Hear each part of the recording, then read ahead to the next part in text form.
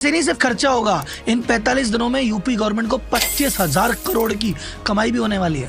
Ladies और gentleman, welcome to कुंभ नगरी Prayagraj. Apple के को फाउंडर स्टीव जॉब्स की पत्नी, जिनके पास धन दौलत की कोई कमी नहीं है, लेकिन वो महाकुंभ में एक सन्यासिन की तरह जिंदगी जीना चाहती हैं। धर्म और अध्यात्म को करीब से देखने और जानने के लिए महाकुंभ के महापर्व में शामिल हो रही हैं, मगर एक बदले हुए नाम और गोत्र के साथ।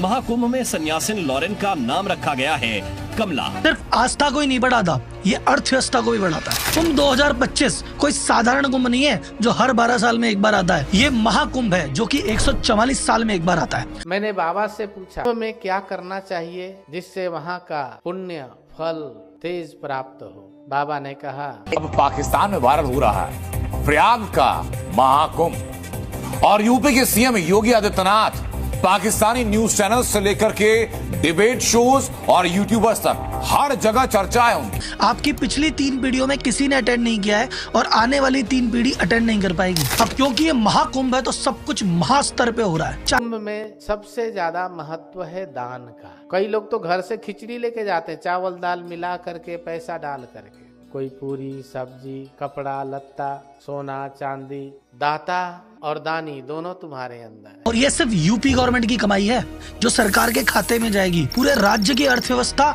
2-3 लाख करोड़ से बढ़ेगी मात्र 45 दिन। वही बात है। कुछ भी दान करो, अगर तुम्हारा है तो समझ लो मिट्टी में डाल रहे हो। अगर दाता का है तो दाता का दाता को दिए, और लेन देन करे सो दानी। जो ले रहा है वो भी और जो दे रहा है वो भी, दोनों दानी हो गए। जो ऐसी भाव न आवे दान करत पड़त है पानी। जैसे दान करते हो तो पानी में पड़ जाता है, बह जाता है। मतलब जो देने वाला है अपने आप को जान ले, और जो लेने वाला है उसको पहचान ले। कैसे?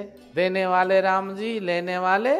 नमस्कार दोस्तों, बिल्कुल सही बात है। देने वाले भी राम जी और लेने वाले भी राम जी हैं। दोस्तों, महाकुंभ हो रहा है और महाकुंभ केवल एक धार्मिक आयोजन ही नहीं है, बल्कि पूरी अर्थव्यवस्था को किस तरह से प्रभावित करता है, किस तरह से अर्थव्यवस्था को आगे बढ़ाता है, यही हम इस वीडियो में देखेंगे। पूरा वीडियो अंत तक जरूर देखिएगा, आपको समझ में आ जाएगा कि किस तरह से पूरे महाकुंभ को डिजाइन किया गया है, किस तरह से कुंभ मेले में राज्य सरकार और केंद्र सरकार ही नहीं बल्कि बड़े बड़े कॉर्पोरेट तक पैसा लगा रहे हैं, और उनकी योजना है कि इससे अच्छा खासा प्रॉफिट भी होगा और पूरे जो राज्य की अर्थव्यवस्था है उसको इसका सपोर्ट मिलेगा। बड़ी कंपनियां ही नहीं बल्कि छोटे मोटे लोग भी बहुत पैसा कमाएंगे और सबको इससे बहुत लाभ होने वाला है। पर ये जानने के लिए आपको पूरा वीडियो अंत तक देखना पड़ेगा। बहुत ही अच्छा वीडियो है। पाकिस्तानी इसे देखकर पूरी तरह से शॉक्ड हैं। ये लोग सोच रहे हैं कि हिंदू धर्म में जहाँ इस तरह की चीजें होती हैं, जहाँ पे अर्थव्यवस्था और धर्म एक साथ चलता है, वहीं पाकिस्तान में या इस्लामिक देशों में ऐसा कुछ नहीं है जहाँ लोगों को इस तरह से प्रॉफिट हो या कोई आयोजन हो रहा हो जिससे उन्हें फायदा हो। आप इस सबके बारे में क्या सोचते हैं कमेंट बॉक्स में जरूर लिखिएगा। वीडियो अच्छा लगे तो लाइक करें, शेयर करें, चैनल को सब्सक्राइब करना ना भूलें, बेल का आइकन प्रेस कर दें लेटेस्ट नोटिफिकेशन के लिए। आइए आगे बढ़ते हैं इस वीडियो में। जय श्री राम। सिर्फ आस्था को ही नहीं बढ़ाता, ये अर्थव्यवस्था को भी बढ़ाता है। कुंभ 2025 कोई साधारण कुंभ नहीं है जो हर 12 साल में एक बार आता है। ये महाकुंभ है जो कि 144 साल में एक बार आता है। आपकी पिछली 3 पीढ़ियों में किसी ने अटेंड नहीं किया है और आने वाली 3 पीढ़ी अटेंड नहीं कर पाएगी। अब क्योंकि ये महाकुंभ है तो सब कुछ महास्तर पे हो रहा है। 40 करोड़ यात्री आ रहे हैं।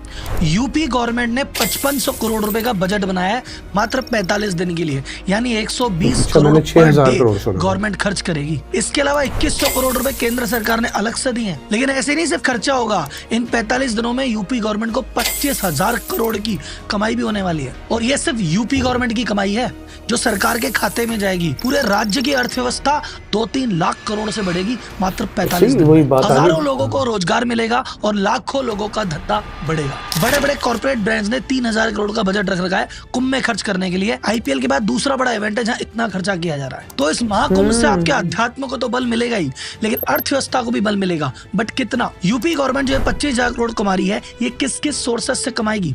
ये कॉर्पोरेट ये 3000 करोड़ रुपए लेके बैठी है, ये कहाँ खर्च करेगी? 40 करोड़ लोगों का मैनेजमेंट 45 दिन में होने वाला है। उसके पीछे मैनेजमेंट की क्या क्या तैयारियां लग रही है, कितने लोगों को रोजगार मिल रहा है और कैसे कैसे, और पूरी अर्थव्यवस्था को कैसे बल मिलेगा, सारी बातें बताएगा आपका राहुल। तो भाई साहब, अगर आप मैनेजमेंट के स्टूडेंट हो या मैनेजमेंट को सीखना चाहते हो तो इस वीडियो को जरूर देखना। ये कुंभ कितने बड़े स्तर पे ऑर्गेनाइज किया जा रहा है, इसमें क्या क्या डिटेल्स है, जानना है तो ये वीडियो अंत तक देखना, मजा आ जाएगा साहब। तो कुंभ में डुबकी लगा के पुण्य उठाने से पहले कुंभ की वार्ता सुन के थोड़ा सा पुण्य कमाओ। कुंभ को समझिए। कुंभ होते हैं 3 तरह के। अर्ध कुंभ 6 साल में एक बार, पूर्ण कुंभ होता है 12 साल में एक बार, और होता है महाकुंभ 144 साल में एक बार। अब की बार का ये महाकुंभ हो रहा है 13 जनवरी से लेके 25 फरवरी तक।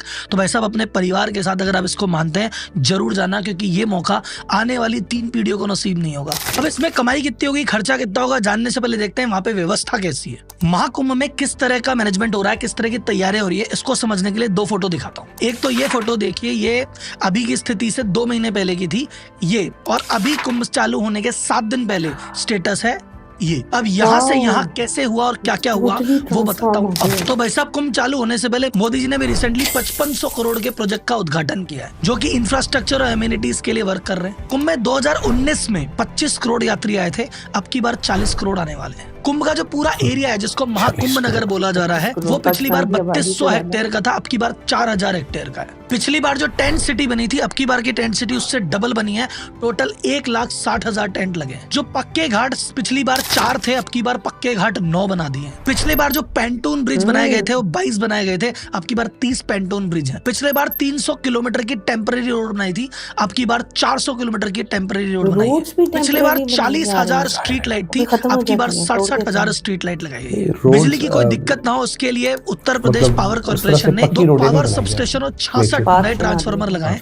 बिजली की कमी नहीं होगी। यूपी जल निगम ने 1250 किलोमीटर की पाइपलाइन बिछाई है, जिसमें 85 वाटर बूथ है और 200 वाटर एटीएम है। टोटल 1.5 लाख टॉयलेट बनाए गए हैं और 10,000 सफाई कर्मी वहाँ 24 घंटे तैनात रहे। पिछली बार जो कुंभ गया था वहाँ पे आपने देखा होगा जो वॉल पेंटिंग्स और म्यूरल्स वगैरह है वो 17 लाख स्क्वायर फुट में बनी थी, अब की बार 18 लाख स्क्वायर फुट एरिया में वॉल पेंटिंग्स और म्यूरल्स बनाए गए हैं। यात्रियों की सुविधा के लिए आने जाने के लिए 7,000 रोडवेज की बस लगाई गई है और 550 शटल बस लगाई गई है सर्विस के लिए। 7 बस स्टेशन बनाए गए हैं इन बसों के आने जाने के लिए। रेल मिनिस्टर अश्विनी वैष्णव जी ने कहा टोटल 13,000 कुंभ के लिए ट्रेनें चलेगी और 3,000 तो स्पेशल ट्रेनें जो सिर्फ कुंभ के लिए चलाई गई है, और 1.5 से 2 करोड़ यात्री कुंभ में ट्रेन के थ्रू आएंगे। इतनी बड़ी महा मैनेजमेंट, महा व्यवस्था कैसे हो रही है?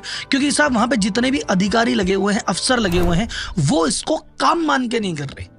वो बोल रहे हैं कि भाई साहब हमें टीए की टेंशन नहीं है, डीए की टेंशन नहीं है, ओवर टाइम की टेंशन नहीं है, छुट्टी की टेंशन नहीं है।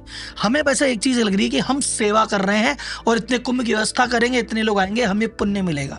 तो जो भारत में आस्था है उसके चक्कर में इतना बड़ा काम हो रहा है। 8,000 जो नाविक है वहां पे, उनको एंगर मैनेजमेंट की ट्रेनिंग दी है कि भैया गुस्सा मत करना, यात्रियों से ढंग से बात करना।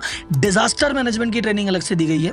विश्व का सबसे बड़ा अस्थायी हॉस्पिटल बनाया जा रहा है, जहाँ की 45 दिन में 5 लाख मोतियाबिंद के ऑपरेशन होंगे। रात को जो जिम्मेदार अफसर हैं 2-2 बजे तक रुक रहे हैं, रोज की मीटिंग है, रोज का फीडबैक है, और जो चीज हो रही है एक्शन त्वरित हो रही है। और ये इतना बड़ा मैनेजमेंट तब हो पाया है पिछली बार की तुलना में। अब की बार गंगा जी में जो पानी निकलता है वो 1 महीना लेट निकला था, तो तैयारियां 1 महीने की डिले से चल रही है, तो भी टाइम पे चल रही है। This is the management. अब आते हैं सीधा इकोनॉमी पे और रेवेन्यू पे। सरकार ने कुंभ के लिए कितना बजट अलोकेट किया है? 2022-23 में 621 करोड़ रुपए अलोकेट किए थे, फिर 2023 में 2500 करोड़ और किए, और रिसेंटली 2,500 करोड़ और किए।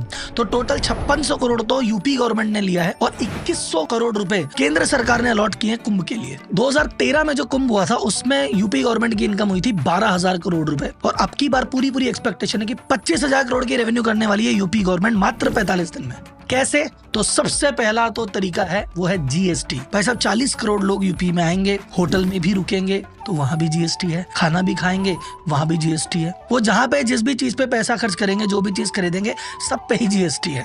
तो गवर्नमेंट की इस दौरान 45 दिन में विशेष कमाई होगी जीएसटी से। सेकंड, जो लैंड है यूपी गवर्नमेंट की वो लीज पे जाएगी, रेंट पे जाएगी। जो बड़ी बड़ी कंपनीज है वहां पे वो अपनी स्टॉल्स के लिए रेंट लेगी, होर्डिंग्स रेंट पे लिए जाएंगे, टेंट रेंट पे लिए जाएंगे, सर्विसेज के पैसे, जो स्टेट ट्रांसपोर्ट की बसें लगेगी उसकी इनकम, जो पार्किंग फीस आएगी वो इनकम, सैनिटेशन मेंटेनेंस की फीस जो बाकी कलेक्ट करेंगे वो इनकम, लाइसेंसिंग, जितने वहां पे वेंडर दुकानें डालेंगे उनको वेंडर परमिट, खाने पीने की चीजों लगेगी फूड लाइसेंस, ये भी कमाई है। लास्ट में एक होता है स्पिल इफेक्ट, कि बंदा कोई विदेशों से आएगा, कोई देश के कोने कोने से आएगा, तो बोले यार इतनी मेहनत करके आए, सब परिवार आए, सिर्फ कुंभ में क्या करना, चलो बगल में राम मंदिर है, अयोध्या भी चले आते हैं, चलो इधर तो आए थे काशी भी चलते हैं, चलो यार एक काम करें मथुरा वृंदावन भी हुआ है। तो यूपी के जो बाकी टूरिस्ट स्पॉट है वहां पे भी फुटफॉल बढ़ेगा, और ये जो जीएसटी और ये जो सारी इनकम मैंने गिनाई ये वहां से भी आएगी। तो ओवरऑल गवर्नमेंट को 25,000 करोड़ का सीधा रेवेन्यू मिलेगा। और ये जो ट्रांजेक्शन हो रहे हैं पूरी इकोनॉमी में, इससे 2 से 3 लाख करोड़ रुपए की जीडीपी ऊपर जाएगी। ये तो हुई गवर्नमेंट की कमाई। अब देखते हैं कि भाई साहब बाकी सेक्टर में किस किस की कमाई होगी। तो सबसे बड़े कुछ सेक्टर्स के नाम लेता हूँ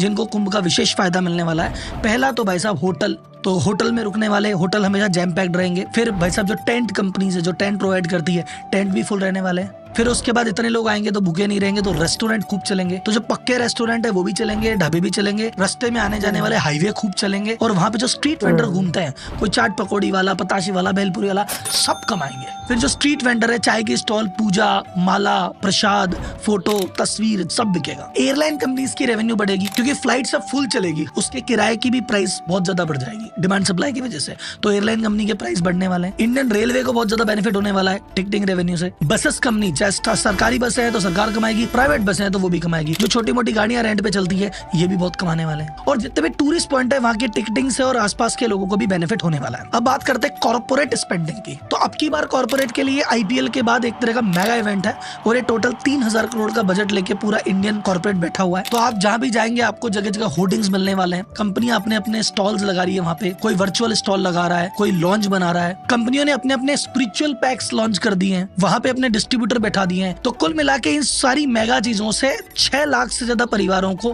हेल्प मिलने वाली है, जो छोटे छोटे वेंडर्स हैं। ये कुंभ का जब कंस्ट्रक्शन चालू हो रहा है, अभी तक तो कुंभ चालू ही नहीं हुआ, इस कंस्ट्रक्शन के दौरान ही 45,000 फैमिलीज को रोजगार मिल चुका है। तो कुंभ आपकी अध्यात्म को इम्प्रूव करता है, अर्थव्यवस्था को इम्प्रूव करता है, रोजगार भी देता है, रेवेन्यू भी देता है। तो कुल मिला के इसमें सभी पाप धुलते हैं और जाने कितों के पुण्य का उदय होता है। तो मेरा मानना है कि अगर आप इसको कुंभ को मानते हैं, जानते हैं, तो एक बार अपने परिवार से डुबकी लगा के जरूर आए।